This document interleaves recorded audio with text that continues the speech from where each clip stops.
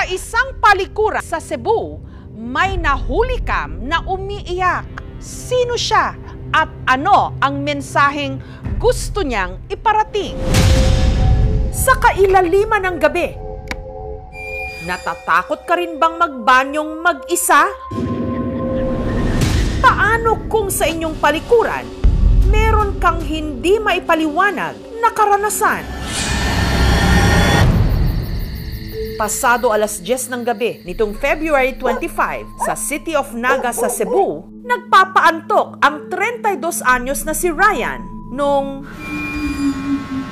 nakakulob ako dyan sa higaan ko. May nadinig ako na boses ng babae. Pakinggan ang tunog na nagpakilabot sa marami.